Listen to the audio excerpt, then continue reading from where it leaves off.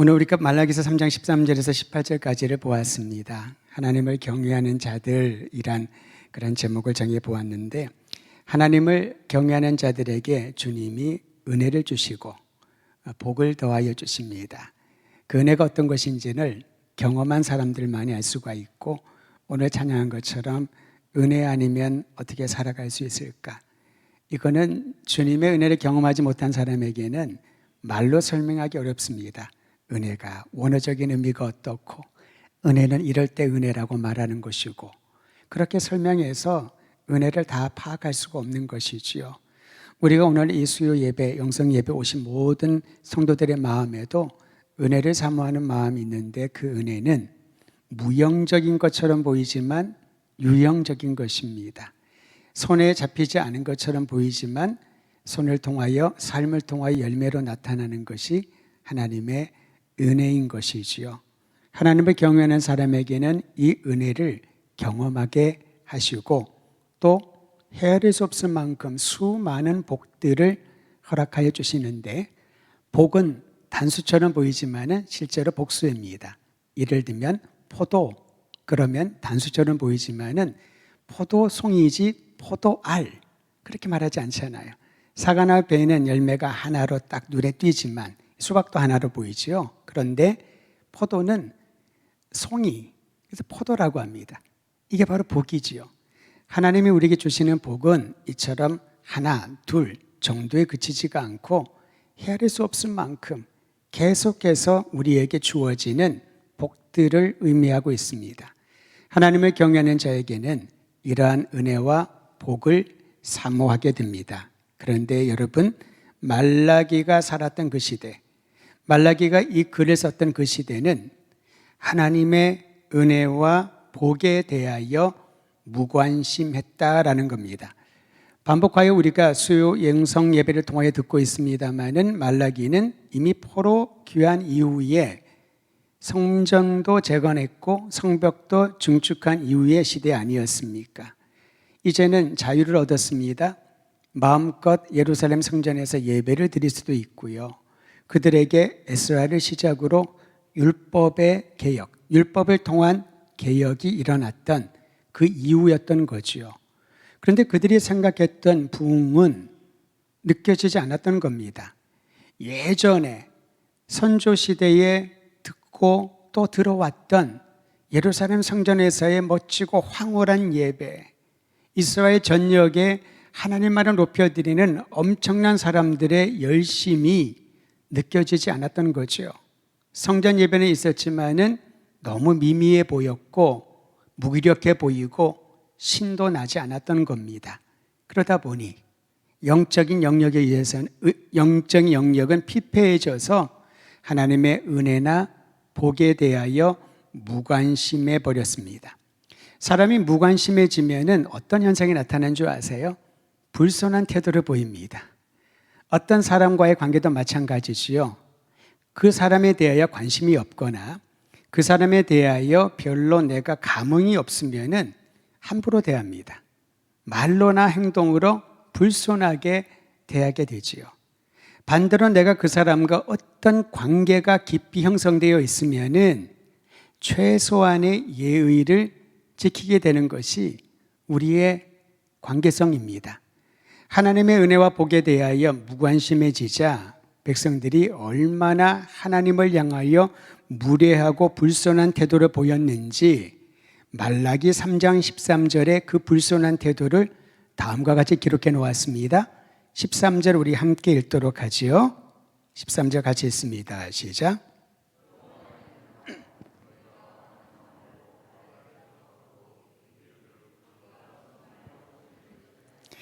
우리 개역개정은 굉장히 평이하게 번역을 해놓았습니다만은, 공동 번역 성서를 제가 한번 이 구절 읽어드릴 텐데 가슴에 탁 다가올 겁니다. 하나님 이렇게 말씀하셨습니다.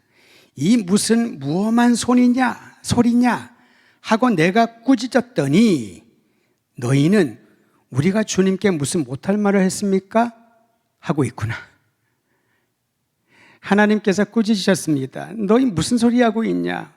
왜 이렇게 무례해졌냐? 무엄하구나 라고 하나님이 꾸짖었더니 백성들이 뭐라고 말하냐면은 제가 주님께 못할 말 했나요?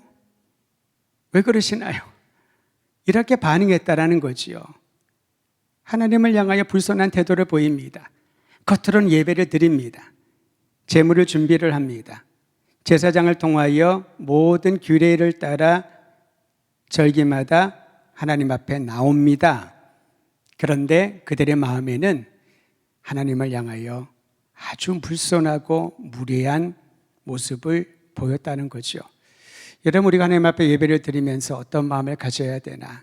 지난주에 우리는 갈망에 대해서 함께 말씀을 나누지 않았습니까? 갈급한 심령, 애타는 마음, 하나님께 예배를 드리고 기도를 하고 전도를 하고 주님이 맡겨주신 사역을 섬길 때에 간절한 갈급함이 없이 한다면은 자기도 모르는 사이에 불손한 태도로 하나님께 그리고 사람들에게 반응하게 된다는 겁니다. 의식을 하고 있으면 그나마 개선의 여지가 있습니다. 내가 잘못했구나.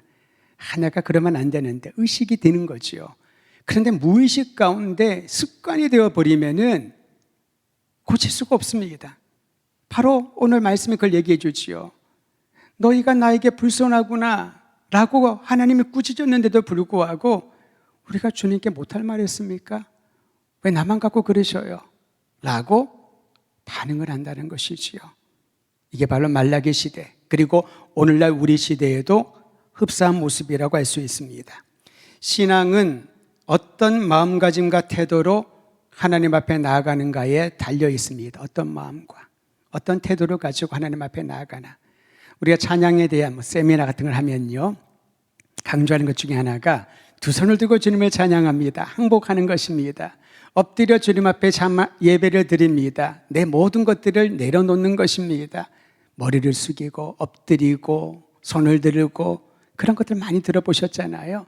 근데 이 모든 성경에서 가르쳐 주고 있는 예배의 행위의 핵심은 마음인 거죠.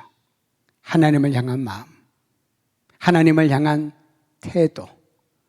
일상생활에서 우리는 태도를 가르칠 때 예의 바른 사람, 도덕적인 면을 가르쳐 줍니다. 어른에게 인사해야지, 윗사람을 공경하게 대해야지, 예의에 대한 것이지요. 태도입니다.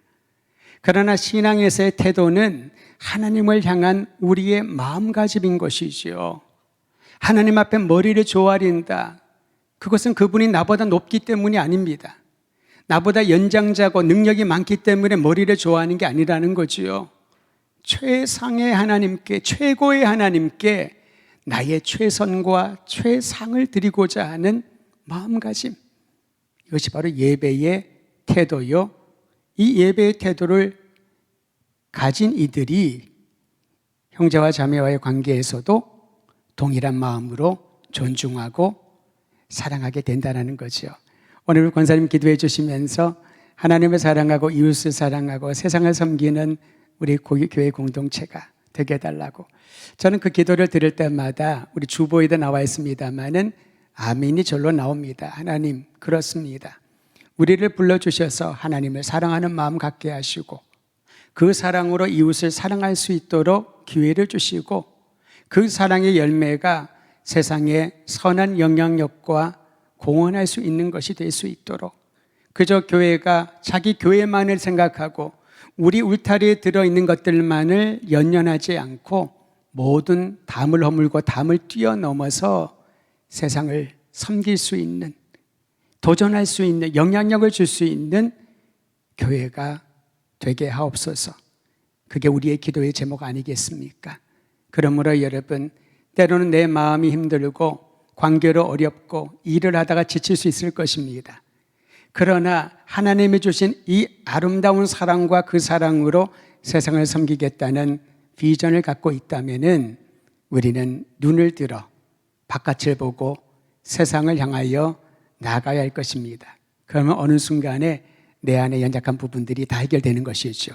마음의 태도가 분명하면, 하나님을 향한 신앙, 마음가짐이 올바로 서 있으면은 지금까지 우리가 힘들고 문제라고 여겼던 것들은 더 이상 문제가 아니라 스쳐 지나갈 수 있는 아름다운 훈련의 과정인 줄 믿으시기를 바랍니다. 13절에 우리가 불손한 태도를 보이는 백성들의 모습을 보았는데요. 14절에 봐도 하나님 중심으로 사는 생활 자체가 쓸데없다, 무의미하다라는 생각도 말라기 시대에 가졌던 것으로 보입니다. 14절 말씀도 같이 한번 읽도록 하죠. 시작. 이는 너희가 말하기를 하나님을 섬기는 것이 헛되니 만군의 여호와 앞에서 그 명령을 지키며 슬프게 행하는 것이 무엇이 유익하리요?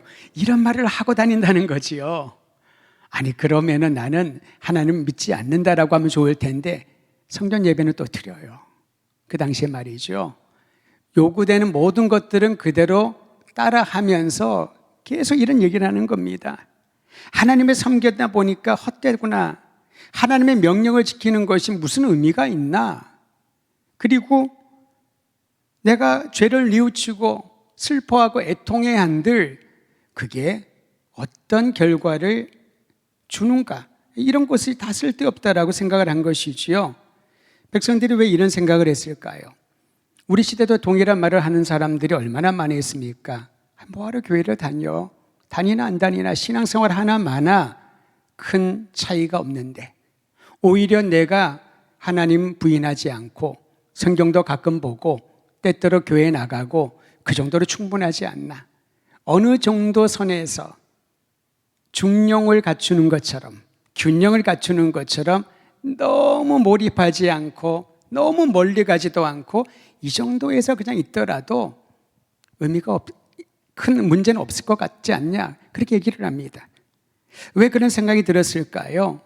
많은 사람들이 주변을 보니까 크게 신앙의 견고함과 상관없이 신앙이 별로 없어도 아무 문제 없이 사는 사람들, 행복하게 사는 사람들을 많이 보기 시작했다라는 겁니다.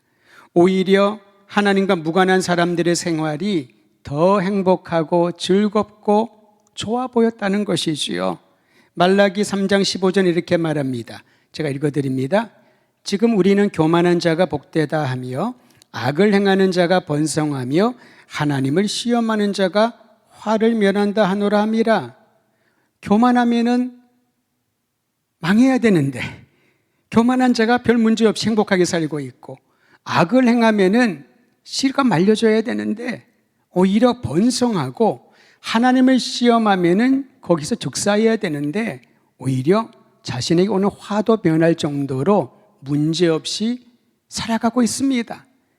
굳이 우리가 신앙생활을 한들 굳이 하나님을 향하여 정성을 다하여 섬긴들 그게 무슨 의미가 있겠습니까? 여러분 이런 얘기를 들으면은 뭐라고 답변하시겠습니까? 아유 그래도 하나님 믿는 게 안 믿는 것보다 좋아. 이건 굉장히 추상적이고 이 강도가 약하잖아요. 그것 가지고 사람들이 이런 생각을 갖고 있는 사람들의 마음을 돌이키겠습니까? 전에도 말씀드렸습니다만 가면 갈수록 무교라고 말하는 사람들의 숫자들이 더 많아지고 있습니다. 무교는 무신론하고 다르지요. 무신론자들은 신이 없다라고 믿는 신앙을 가진 사람들이 무신론자입니다. 어떻게 보면은 또 다른 신앙의 형태라고 할 수가 있지요. 신은 없다, 신은 죽었다, 신은 아무런 영향을 끼치지 못한다 우리에게. 그것을 확신하는 이들을 무신론자라고 한다면은 무교는요 종교 자체에 관심이 없습니다. 종교? 그것은 심리적이지. 종교? 그것은 오히려 우리 역사에 이익을 주지 못하지. 종교? 정치, 사회, 경제 모든 영역에서 우리의 짐이 되지. 그래서 무교라고 말하는 사람들, 특히 10대 후반에서 30대 후반까지 67, 8% 정도. 이건 계속 올라가는 것입니다. 많은 사람들이 인구가 줄어들고 그러다 보니 믿는 사람들의 숫자도 줄어들고 자꾸 딴 얘기를 하는데요. 제가 맨날 강조하는 게 있잖아요. 초대교회에는 예수 믿으면은 양쪽에서 핍박을 받았습니다. 첫 번째는 유대교, 두 번째는 로마 제국. 핍박을 받았습니다. 그래서 드러내놓고 그들은 예수를 믿는다라고 말하지 못했고요. 시간이 지나면서 로마 제국은 200여 년 동안 조직적으로 예수 믿는 사람들을 박해하고 교회를 파괴했습니다. 교회의 재산, 그리스도인의 재산들을 다 몰수했지요. 그 말은 살아남으려면은 예수를 믿는 것이 들키면 안 되고 예수를 믿으면 안 되는 거죠. 그런데 놀라운 부흥이 일어났죠. 놀랍게도 기독교 신앙은 어렵고 위기가 찾아올수록 사회적인 암울한 그 시대에 더 빛을 발하고 더 능력을 나타낸 것이지요. 왜냐하면 사람이나 조직과 시스템의 힘에 의한 것이 아니라 하나님께서 우리를 긍휼히 여기셔서 하나님이 이 땅을 불쌍히 여기셔서 우리를 구원하시는 하나님의 선교, 하나님의 역사였기 때문에 위기 순간에 가장 어려울 때에 부흥의 역사가 일어난 것입니다. 그래서 저는 바로 지금이 그 시기로 보는 것이지요. 같은 마음으로 함께 기도하는 이들은 눈이 열리고 마음이 열리고 하나님의 놀라운 역사를 보게 될 줄 믿으시기를 바랍니다. 자꾸 우리는 과거를 그리워하게 됩니다. 사실 그걸 그리워하지 않는 사람이 어디 있나요? 저도 드문드문 그런 생각이 나는데요. 옛날에 있었던 일들, 선교지에서 있었던 일들, 제가 경배 찬양 사역을 하면서 하나님께서 보여주셨던 큰 은혜와 감격, 신학교 훈련을 받으면서 주셨던 또 다른 은혜, 회상이 되면서 그런 은혜가 지금도 똑같이 다시 한번 일어났으면 그런 마음 다 들기 마련이지요. 근데 그것은 그 생각으로 빨리 멈춰야 됩니다. 1990년대에 2000년에 2010년대에 우리 각자에게 주셨던 은혜는 그때 우리에게 충분한 은혜였고 2024년에 살고 있는 우리들에게는 오늘 우리에게 주실 하나님의 새로운 은혜가 임하고 그 새로운 은혜를 써내려가고 증거하는 손과 발과 입이 되어야 되는 것이 우리의 사명인 것이지요. 가장 힘들고 어려울 때 내가 아무것도 할 수 없는 그 상황에 하나님이 부흥을 일으키시고 우리 교회를 새롭게 하시고 나를 은혜롭게 하신다는 그 간증이 있어야 이러한 질문에 대하여 이러한 상황에 대하여 설명할 수 있을 것입니다. 사람들이 불손해집니다. 하나님에 대하여 예의를 갖추지 못합니다. 사람에 대해서는 마찬가지입니다. 가장 최첨단 과학 시대를 살고 있는 우리 시대에 더 많은 사람들이 우상과 샤머니즘과 점과 이러한 것들을 찾아가지 않습니까? 이상하지 않습니까? 21세기에는 최첨단 과학 시대인데 그럼에도 불구하고 여전히 수많은 사람들이 미신이라고 얘기하는 우상이라고 얘기하는 것에 마음을 줍니다. 완전히 주지는 않지만은 저변에 숨겨져 있는 거죠. 그래서 계속해서 그와 관련된 일을 하는 사람들이 사라지지 않는 것이지요. 사랑하는 성도 여러분, 우리에게 하나님의 경외하는 마음을 가지고 주님의 은혜와 복을 경험했다면은 이제 하나님을 믿지 않아도 문제없이 산다고 말하는 이들에게 분명히 답변할 수 있어야 됩니다. 오늘 그 답변을 말씀을 통해 세 가지를 살펴봅니다. 첫 번째 답변은 하나님께서 사람들이 서로 주고받는 말을 들으신다. 즉 하나님이 살아계시고 우리의 모든 언행을 듣고 보고 계신다는 사실을 우리가 친히 경험하고 보여줄 수 있어야 되는 것입니다. 말라기 3장 16절에 보면은 아주 놀라운 말씀이 기록되어 있습니다. 말라기 3장 16절 같이 읽지요. 시작.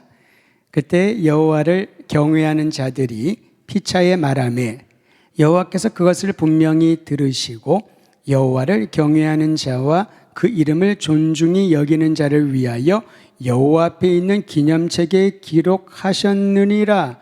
여러분 보셔요. 여호와를 경외하는 자와 그 이름을 존중히 여기는 자를 위하여 어디에 기록해놨다고요? 여호와 앞에 있는 기념책.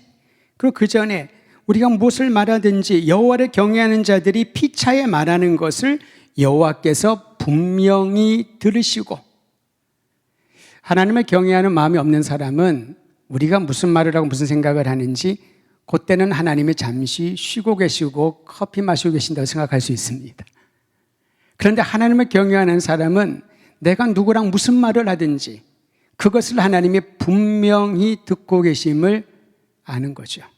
그리고 그 모든 언행을 하나님 앞에 있는 기념책에 기록해 놓았느니라. 얼마나 두렵고 떨리는 말입니까? 이 기념책은요, 기억을 써놓는 책, 내가 경험한 것들을 써놓는 그러한 책을 기념책이라고 말을 합니다. 비망록이라고 예전에 많이 썼던 용어인데요. 아주 비밀하고 중요한 사항을 기록해 놓은 책을 비망록이라고 하지 않습니까? 그 단어의 의미를 아시죠? 이게 바로 기념책이라는 거죠. 하나님 앞에 기념책이 있답니다.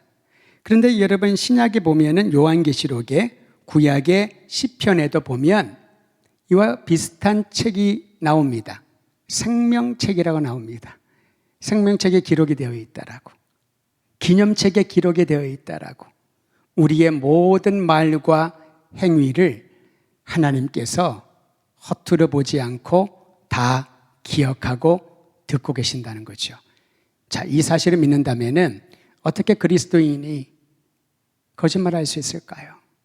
어떻게 그리스도인이 음탕하고 우상 숭배와 관련된 것들을 남의 눈 다 가린다고 양심의 꺼리낌도 없이 행할 수가 있을까요? 어떻게 그리스도인이 장사를 하면서 옳지 않은 조우를 사용할 수 있을까요?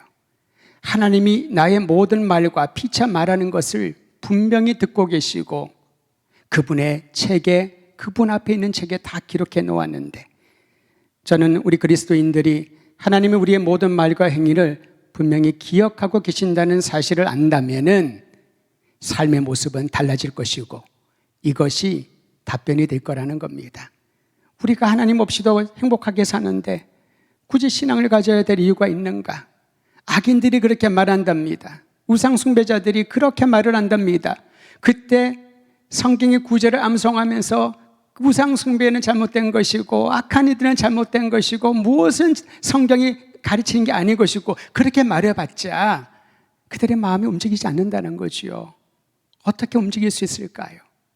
하나님이 살아계시고 그 살아계신 하나님을 내가 두려워하고 그분을 사랑을 힘입어서 변화된 삶을 보여주면 거기에 작은 움직임이 큰 움직임으로 확산되는 것입니다. 제가 아주 오랫동안 교제하고 있는 귀한 가정이 있습니다. 두 아이가 있는데 아이들이 너무 이뻐요. 신앙훈련을 잘 시키는 분입니다. 그런데 최근에 페북에 글을 올렸는데요. 저는 페북을 하지만은 눈팅만 하고 거기에 글을 쓰지 않습니다. 그런데 거기에 이제 벌써 올렸는데 그 딸아이에 대한 이야기예요. 딸이 정말 사랑스러운 아이예요. 근데 이 아이가 밤에 이제 저녁에 숙제를 하라 그랬더니 문제지를 푸는데 수학 문제를 푸는데 수학 문제 어렵잖아요. 그러니까 답안지에 있는 정답을 뺏겨 놓은 거예요. 완전 범죄라고 생각을 했는데 엄마들이 희한하게 다 알아요. 그래서 엄마가 아침에 와서 너 숙제 다 했니? 다 했어요. 보자. 봤더니 정답을 그대로 뺏겨 놓은 것을 알고 물어봤대요. 너 혹시 정답 뺏겨 놓고 다 공부했다고 말하는 거 아니야? 라고 했더니 자기는 아니라고. 그거 부인하죠. 그러니까 엄마가 얘기를 합니다. 기도하면서 하나님이 뭐라고 말씀하신지 한번 들어봐. 신비한 것을 요구한 것이 아니라 이 아이들을 신앙으로 훈련시키는 굉장히 아름다운 가정인데 너 기도하면서 하나님이 너한테 뭐라고 말씀해 들어봐. 그랬더니 이 딸이 하는 말이 엄마 난 하나님의 음성 못 들어요. 하나님의 음성 듣는 거 몰라요. 엄마 말을 잘 이해를 못한 거죠. 그래서 엄마가 또 얘기했대요. 기도하면서 하나님이 너에게 뭐라고 말씀하시는지 한번 들어봐. 그랬더니 아이가 가만히 있더니 자기 노트에다가 뭘 써놓더래요. 계속 거짓말하지 말아라. 잘못된 짓이다. 얘가 하나님 음성을 들은 거예요. 어떤 면에서는. 그 아이가 물론 우리가 말하는 육성과 같은 그 음성은 아니겠지만 너 기도하면서 하나님이 너에게 뭐라고 말씀하시는지 한번 들어봐. 했더니 이 아이가 얼마나 영이 맑은지요. 거짓말하지 말아라. 그것은 잘못된 짓이다. 그러면서 엄마한테 이걸 보여주면서 엄마 저 기도문도 썼어요. 기도도 썼어요. 그 기도를 쓴 것을 올려놨는데 뭐라고 썼냐면은 하나님 앞으로 거짓말하지 않게 해주세요. 자복한 거죠. 앞으로 엄마도 속이지 않게 해주세요. 예수님의 이름으로 기도합니다. 아멘. 저는 그 아이의 그 기도를 보면서 그 대화, 엄마와의 대화를 보면서 가슴이 뛰기 시작을 했습니다. 어린아이 하나가 깨어서 하나님의 이름을 높여드리고 어린아이 아이가 자신의 거짓과 잘못을 인정을 하고 하나님께서 그것을 기뻐하지 않으신다는 것을 안다면은 우리의 미래는 희망이 보이지 않겠습니까? 사랑하는 성도 여러분, 우리는 얼마나 하나님 앞에서 주님이 나에게 뭐하라고 말씀하시는지 귀를 열고 듣고 있습니까? 하나님께서 나의 모든 말들, 내가 누구랑 대화를 하면서 그 내용이 어떻든지 간에 그 모든 내용들을 사람들은 못 들어도 하나님이 다 듣고 계신다는 것을 내가 의식한다면은 그 말을 지속할지 아니면 그 말을 멈출지를 본인이 결정을 하면서 하나님의 지시하는 바를 따라 살아가지 않겠습니까? 이것이 첫 번째 답변이 될 것입니다. 두 번째로 말라기는 하나님의 백성에게 주어진 특권이 있다라는 것을 선포하면서 우리가 특권받은 하나님의 특권을 누리는 사람이라는 것을 보여줄 때 하나님이 없이도 행복하게 살 수 있는데 무슨 문제냐는 이들에게 두 번째 답변이 될 수 있다는 거지요. 3장 17절 같이 한번 읽겠습니다. 17절만 읽지요. 시작. 만군의 여호와가 이르노라 나는 내가 정한 날에 그들을 나의 특별한 소유로 삼을 것이요 또 사람이 자기를 섬기는 아들을 아낌같이 내가 그들을 아끼리니. 여러분 특별히 하반절을 보십시오. 사람이 자기를 섬기는 아들, 부모를 섬기는 아들은 뭡니까? 효도하는 아들, 딸. 효도는 사실은 부모에 대하여 자녀의 마땅한 바잖아요. 뭐 부모가 야, 너 좀 효도해봐 그렇게 요구하는 부모가 어디 있나요?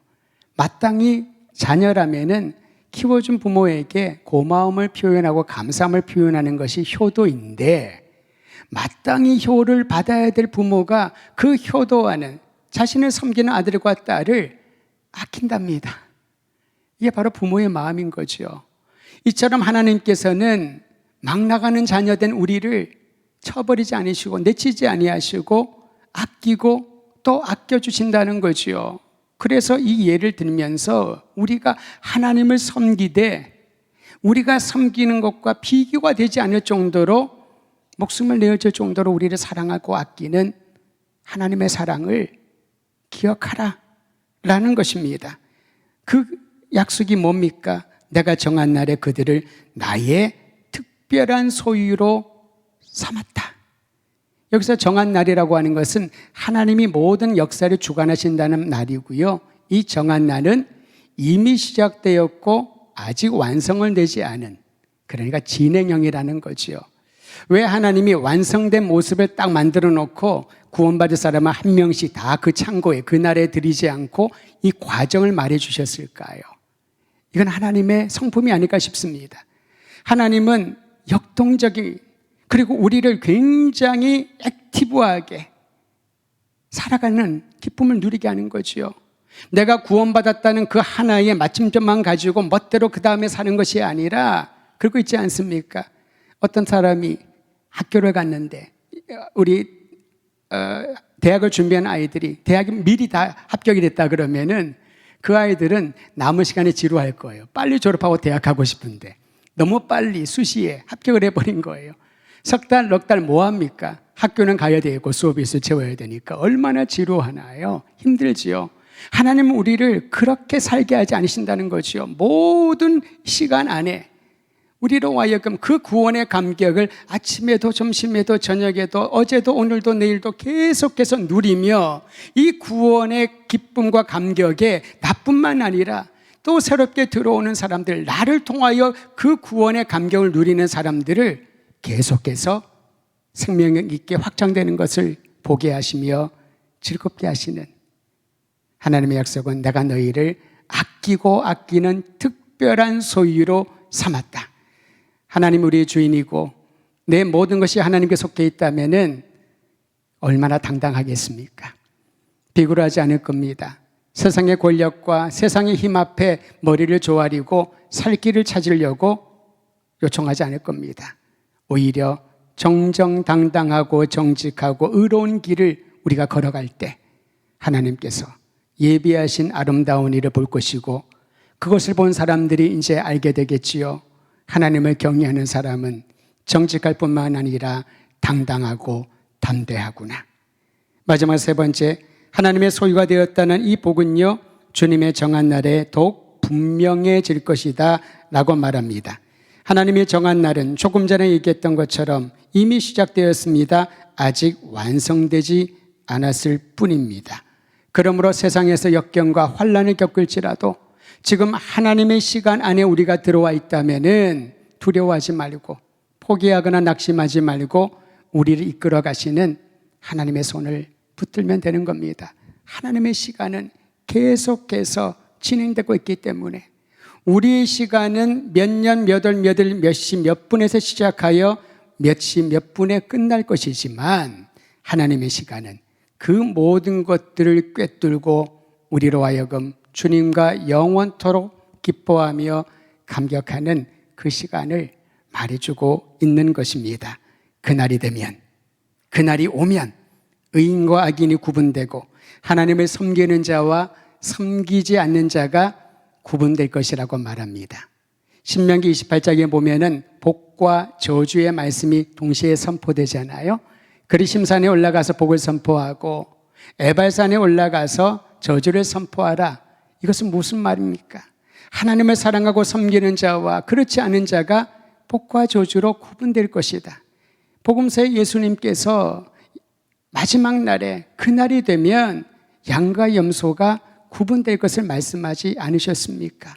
이 사실을 우리가 믿는다면은 그날이 분명히 올 것이고 그날에 염소의 자리에 저주의 자리에 서지 않도록 하나님을 섬기지 않아서 주님의 축복을 받지 못하는 자리에 서지 않도록 한 영혼 영혼을 귀히 여기며 복음의 증인으로 살아가야 되지 않겠습니까? 오늘 말라기의 말씀을 기억을 하면서 하나님께서 우리에게 우리의 마음을 비추어 봐주실 때 혹여나 내 안에 불선한 태도나 하나님을 향한 온전한 마음가짐을 가지 않았다면 다시 한번 주님 앞에 통회 자복하며 새로워지는 은혜가 있기를 바랍니다.